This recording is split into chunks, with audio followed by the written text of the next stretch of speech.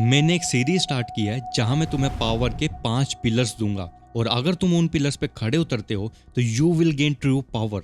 अगर तुमने पहले पिलर वाली वीडियो नहीं देखी तो मैं हाईली रिकमेंड करूंगा कि तुम पहले जाके वो देखो। फर्स्ट पिलर क्लियर डायरेक्शन था, लेकिन डायरेक्शन के बाद सबसे डेंजरस चीज आती है तुम्हारे इमोशंस। अगर तुम इमोशनली स्टेबल नहीं हो तो तुम अपने आप पे कंट्रोल नहीं कर पाओगे और पावरफुल बनने के लिए तुम्हें सबसे पहले अपने आप पे काबू करना आना चाहिए। इसलिए आज हम बात करेंगे दूसरे पिलर की, जो कि है इमोशनल मास्टरी, या सिंपल शब्दों में अपने इमोशंस पे कंट्रोल करना। देखो भाई, सीधी बात है, दुनिया तुम्हें ट्रिगर करेगी, लोग तुम्हें इग्नोर करेंगे, कोई ना कोई तुम्हें इंसल्ट कर देगा, कोई तुमसे बेटर परफॉर्म करेगा, कोई तुम्हें रिजेक्ट कर देगा, या फिर कोई तुम्हारी वैल्यू पे डाउट करेगा, या फिर तुम खुद ही अपने इमोशन से डिस्ट्रैक्ट हो जाओगे।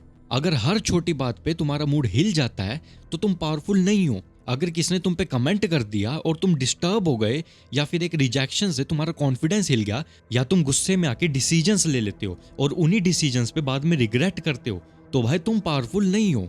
पावर का मतलब है तुम्हारा दिमाग क्लियर रहे, चाहे फिर इमोशन कितना भी स्ट्रांग हो।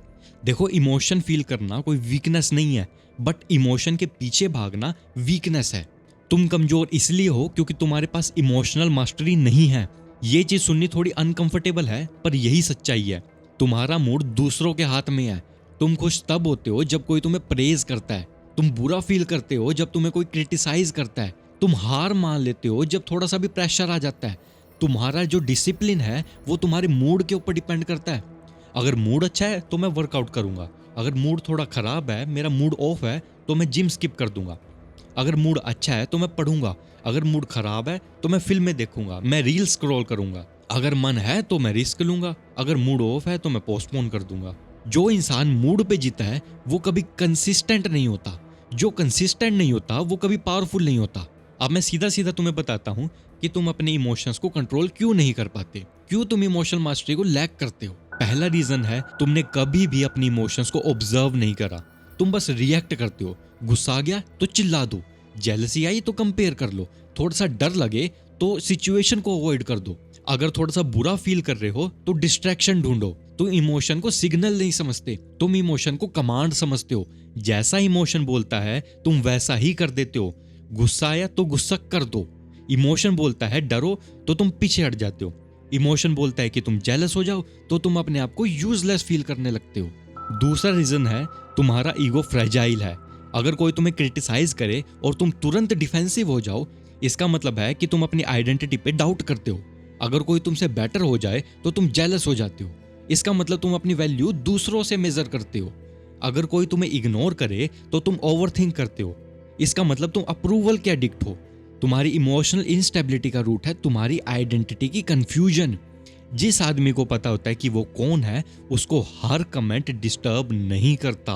तीसरा रीजन है कि तुम ओवर स्टिमुलेटेड हो, तुम्हारा ब्रेन कांस्टेंट डोपामिन ले रहा है। तुम शॉर्ट वीडियोस देखते रहते हो, नोटिफिकेशंस देखते रहते हो, रील्स देखते रहते हो, गेम खेलते रहते हो, कभी किसी से कांस्टेंट चैटिंग करते रहते हो। तुम्हारा जो नर्वस सिस्टम है वो शांत रहना भूल गया है। जब ब्रेन को हर वक्त एक्साइटमेंट मिलता है तो वो पेशेंस को लूज कर देता है। पेशेंस लूज हुआ तो इमोशनल कंट्रोल लूज हो जाता है। फिर तुम छोटे छोटे डिस्कंफर्ट टॉलरेट नहीं कर पाते, थोड़ा सा भी बोर होने लगता है तो फोन उठा लेते हो।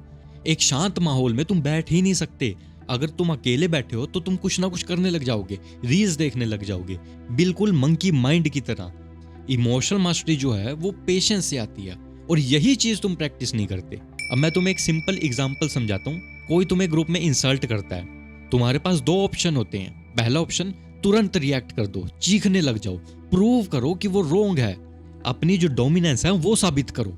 दूसरा ऑप्शन है कि थोड़ा पोज लो, शांत रहो, देखो क्या वो इंसल्ट एक्चुअली मैटर करती है, डिसाइड करो कि इस इंसल्ट को इग्नोर करना है या फिर कामली रिस्पोंड करना है या फिर गुस्से में फूट पड़ना है। पहले केस में तुमने अपने इमोशंस में आकर कुछ भी बोल दिया, दूसरे केस में तुमने अपनी इमोशंस को मास्टर किया।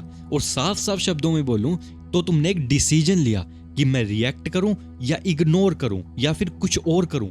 सिचुएशन सेम है बट जो पावर है वो डिफरेंट लेवल की है। इमोशनल मास्टरी का मतलब इमोशंस को दबाना नहीं होता।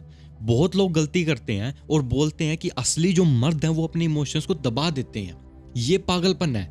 जितना तुम इमोशन को सप्रेस करेंगे एक ना एक दिन वो बाहर आ ही जाएंगे।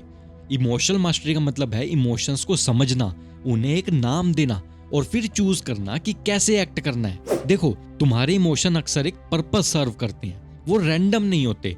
अगर तुम जेलसी फील करते हो तो तुम अपने आप से पूछो कि मैं जेलस क्यों हूं? क्या मैं कंपेयर कर रहा हूं? अगर तुम गुस्सा हो तो तुम अपने आप से पूछो क्या एक्चुअली में मेरी बाउंड्री क्रॉस की गई है या मेरा बस ईगो हर्ट हुआ है? अगर तुम डर फील कर रहे हो तो अपने आप से पूछो क्या मैं असली में खतरे में हूं या मेरा दिमाग मेरे साथ खेल रहा है? मोस्ट ऑफ द टाइम तुम कंपेयर करके इनसिक्योर होते हो, इसलिए तुम जेलस होते हो।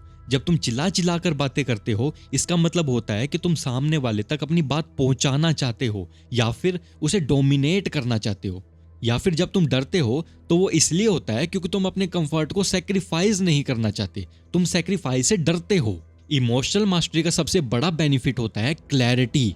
जब तुम इमोशनली स्टेबल होते हो तुम बेटर डिसीजंस लेते हो। गुस्से में लिया हुआ डिसीजन अक्सर रिग्रेट देता है, डर में लिया हुआ डिसीजन हमेशा कॉम्प्रोमाइज देता है, जेलसी में लिया हुआ डिसीजन अक्सर इनसिक्योरिटी देता है, काम स्टेट में लिया हुआ डिसीजन लॉन्ग टर्म पावर देता है और पावरफुल इंसान लॉन्ग टर्म सोचता है, शॉर्ट टर्म जो है वो इमोशन पे चलता है। अब प्रैक्टिकल स्टेप बताता हूं कि इमोशन को मास्टर कैसे करते हैं। पहला स्टेप है अवेयरनेस। जब भी स्ट्रॉन्ग इमोशन आए तुरंत रिएक्ट मत करो। अवेयर रहो कि मुझे गुस्सा आ रहा है, मुझे जेलसी फील हो रही है, मुझे डर लग रहा है। बस तुम्हें उस इमोशन को एक नाम देना है, वो भी मीन टाइम में। ऐसा नहीं कि तुमने इमोशन को यूज कर दिया और फिर बाद में तुम्हें पता चल रहा है कि मैंने ये इमोशन को यूज कर दिया। तुम्हें एट द टाइम पता होना चाहिए कि तुम क्या इमोशंस को यूज कर रहे हो, तुम्हें उस इमोशन को बस नाम देना है। ये होती है सेल्फ अवेयरनेस। जब तुम तुरंत अपने इमोशंस को जान लेते हो कि मैं क्या फील कर रहा हूं, मैं गुस्सा हूं, मैं उदास हूं, बस वहीं पे तुम्हारा कंट्रोल शुरू हो जाता है। दूसरा स्टेप है शांत रहो, थोड़ा पोज लो, 10-15 सेकंड रुको। अगर तुमको टाइम लेना है तो टाइम लो। तुम्हारा ब्रेन जो है सर्वाइवल मोड से थिंकिंग मोड में आ जाएगा। तीसरा स्टेप है अपने इमोशंस का हिडन पर्पस ढूंढो। हर इमोशन के पीछे एक पर्पस होता है। याद रखना, तुम्हारे जितने भी इमोशंस है ना वो तुम्हें यूज नहीं करते, तुम अपने इमोशंस को अपना हिडन पर्पस पूरा करने के लिए यूज करते हो। तीसरा स्टेप यही है, सोचो कि वो जो पर्पस है वो क्या है, क्या पर्पस हो सकता है। जब तुम्हें पर्पस पता चल जाएगा तो तुम उस पर्पस पे एक्टिवली थिंक कर सकते हो। और इसी से चौथा स्टेप आता है चॉइस। जब तुम अपने इमोशंस के पीछे का हिडन पर्पस पता कर लेते हो ना तो तुम डिसाइड कर पाते हो कि तुम्हारा जो ये पर्पस है क्या तुम्हारे कंसाइंस से अलाइंड है या नहीं है। जैसे कि कोई तुम्हारी बुराई कर रहा है, उसे सुन के तुम्हें गुस्सा आया, सोचने पर पता चलता है कि तुमने गुस्से को इसलिए बनाया ताकि तुम इसे यूज करके सामने वाले को अपनी वैल्यू दिखा पाओ या फिर उसे नीचा दिखा पाओ। जब तुम्हें अपना पर्पस पता चल जाए तो तुम एक्टिवली डिसाइड कर पाओगे कि ये पर्पस पूरा करना जरूरी है या फिर नहीं है। क्या ये पर्पस मायने रखता है या नहीं रखता? अगर नहीं रखता तो जाने दो, अगर रखता है तो तुम डिसाइड कर सकते हो कि सामने वाले को नीचा कैसे दिखाना है, सामने वाले को अपनी वैल्यू कैसे फील करानी है, क्या गुस्सा करके या फिर इसका कोई और भी तरीका है। देखो भाई, ये चीज एकदम से नहीं होगी, इसको प्रैक्टिस करना पड़ेगा, इसमें बहुत ज्यादा टाइम लगता है। इस चीज को मैंने अपनी इमोशनल इंटेलिजेंस वाली वीडियो में अच्छे से समझाया है। अगर तुम इसके बारे में और अच्छे से जानना है कि अपने इमोशंस को डिफ्यूज कैसे करें तो एक बार आई बटन पे जाके वो वीडियो देखना, बल्कि वो पूरी सीरीज देखना, 2 वीडियो की सीरीज है। एक एक्सरसाइज तुम्हें और बताता हूँ, डिस्कम्फर्ट को प्रैक्टिस करो। रोज छोटी छोटी अनकंफर्टेबल चीजें करो, जैसे थोड़ा अपने आप को और पुश करना। अगर तुम वर्कआउट करते हो तो थोड़ा और पुश करो। फोन को आधा घंटा या फिर 1-2 घंटा अपने आप से दूर कर दो। अगर तुम रील स्क्रॉल करते रहते हो तो उसको बंद करो। जो तुम्हारी डिफिकल्ट कन्वर्सेशन होती है उसको अवॉइड ना करो, थोड़ा एक्स्ट्रा पढ़ो। जब तुम डिस्कम्फर्ट टॉलरेट करना सीख जाते हो ना, तुम्हारा नर्वस सिस्टम स्ट्रांग हो जाता है और strong nervous system emotional stability देता है। इस सीरीज में 5 पिलर्स हैं। पहला था क्लियर डायरेक्शन। ये वाली वीडियो में मैंने इमोशनल मास्टरी को समझाया है। अगर तुम पावरफुल बनना चाहते हो तो दोनों को सीरियसली लेना पड़ेगा। पहला पिलर था डायरेक्शन। अगर तुमने फर्स्ट पिलर नहीं देखा तो जाकर वो वाला भी देखो। अगली वीडियो में हम बात करेंगे करेज टू बी डिसलाइक्ड और ये मेरा फेवरेट पिलर है। फिर बात करेंगे कॉम्पिटेंस की, उसके बाद आएगा सोशल इंटरेस्ट। ये सीरीज तुम्हें पूरी तरह से रीबिल्ड करेगी। अब जाते जाते मैं सिर्फ ये बोलूंगा, अगर तुम्हारा मूड तुम्हें कंट्रोल करता है तो तुम पावरफुल नहीं हो। अगर तुम इमोशंस को फील करके उनको डिफ्यूज करके चूज करते हो कि मुझे कैसे एक्ट करना है, तो तुम पावरफुल हो। चॉइस ही पावर है। अब तुम चूज करो कि क्या तुम्हें पांचों पिलर को मास्टर करना है। अगर हाँ, तो नेक्स्ट वीडियो में मैं थर्ड पिलर के बारे में बताऊंगा, जो कि है करेज टू बी डिसलाइक्ड।